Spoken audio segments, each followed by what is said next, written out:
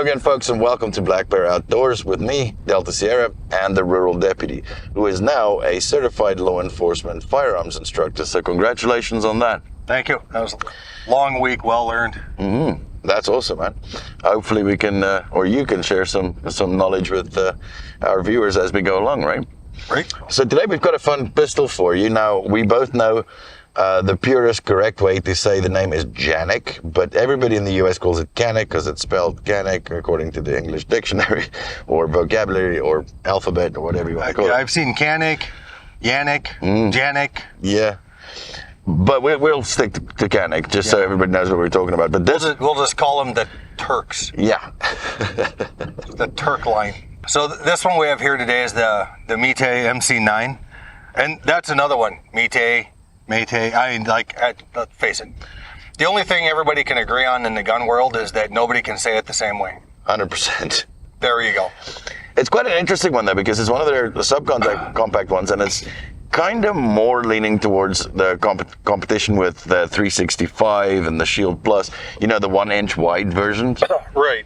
And again, with Canik and their triggers, that's the licensed Walther trigger, so you're probably going to get a good gun going here. And this one, I did a side-by-side with the wife's TP9 SF, or SD Elite SC. Yeah, name's like that long. It takes up the whole box. Anyway, and this is about a half an inch shorter and a little bit thinner. Mm-hmm. So this can be like a deep concealed pistol, right? Right. Yeah. So again, very much competing with the 365, the Shield Plus, that kind of stuff, right? With the thinner profile. What's the capacity on this? This one, it came with it's 12 round mags, as this was loaned to the channel. Came with a 12 round mag, but like the TP9 Elite SC mags for the wife's pistol, they'll fit in there with the 12 or the 15 little extended mag.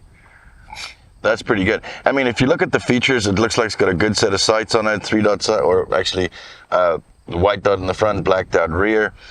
This one's optics cut, and it came with, I think it came with this optic, isn't it? Yeah, it was kind of a package deal. So this does have the Canik optic, which I've been kind of wanting to get my hands on just so we can mess with it and see if it's actually any good. And to be honest with you, for me having an astigmatism, generally that's why I prefer the Hollow Sun. They're a little more crisp. This really doesn't give me the sunburst the starburst effect. I noticed that because I get the same thing. I get a lot of the starburst effect on the optics, and this one for me looked very crisp, to be honest. Yeah. So it's already got all the features that you're looking for. Again, front and back slide serrations, got a rail up front so you can hang a light or laser or whatever you want on it. And the stippling is pretty good as well. And for a small pistol, because I normally struggle with small pistols because I have gorilla hands and try and get the grip on it. This one felt pretty comfortable. Right. It does. It is pretty comfortable to shoot. I mean, it's something that you could go put a couple hundred rounds through in a day. I like it because it comes factory with actual steel sights. You've got a little bit of an angle on that one if you're going to hook it, if you're not going to run an optic.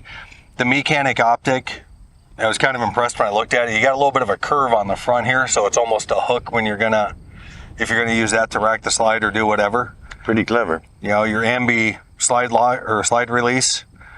And they're the longer ones, so they're easier to get either way. Yeah, and Canik has made a good name for itself since its introduction into the U.S. market, right? Everybody was kind of skeptical about them in the beginning, but they certainly have proven themselves. They're very reliable pistols, and they shoot great, and the best thing of all is they don't carry the top dollar price tag. Right. Right, you can get into something that's a nice range or a dependable carry for that 400 mark. Yeah, that's pretty decent. That'll buy you like half their line. So now that raises the question, does a $400 concealed carry pistol that's about an inch wide with all these features actually shoot well? Let's check it out, guys. Stay tuned.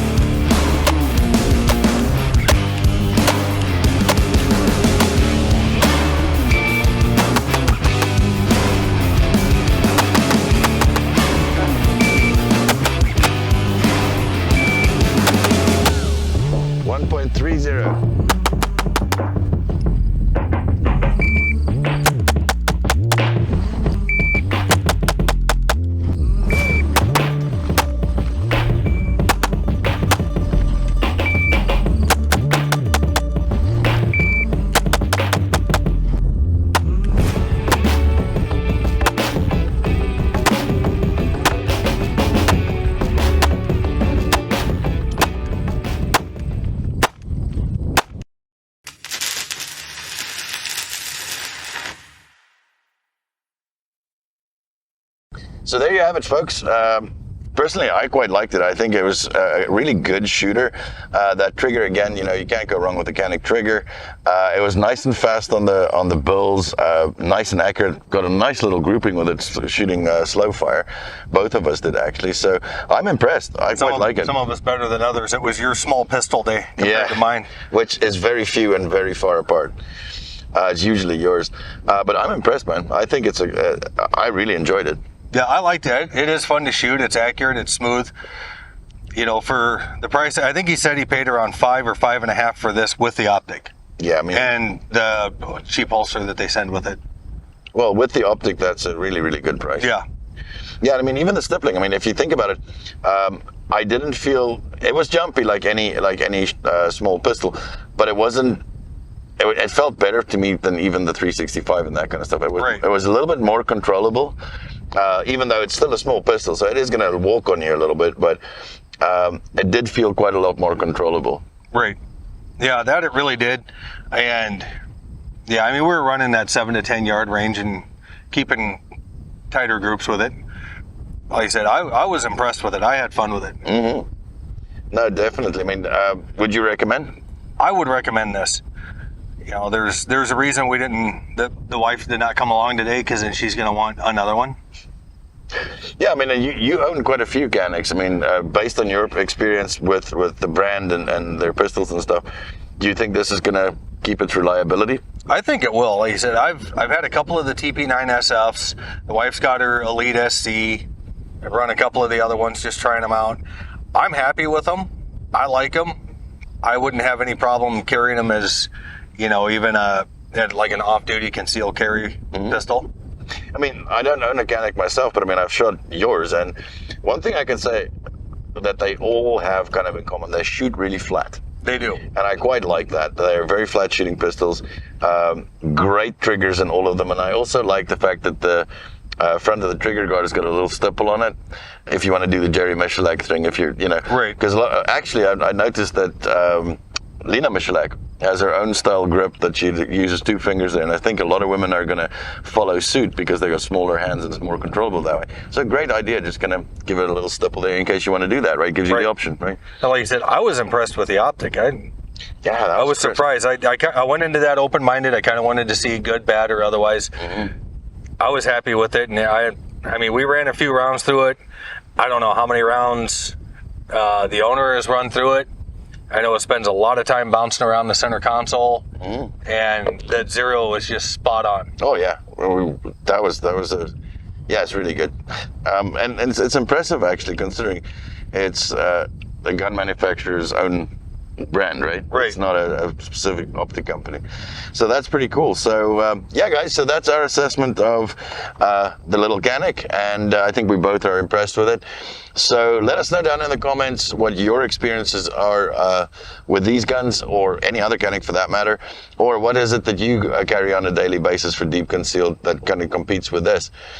Guys, if you were entertained in any way, shape, or form, or learned something new today, or just had a bit of fun with us, please hit that like and subscribe buttons, and again, leave us a comment. It helps everybody out in the 2A community. And as always, from the 2 of us, y'all stay safe, and we'll see you next time.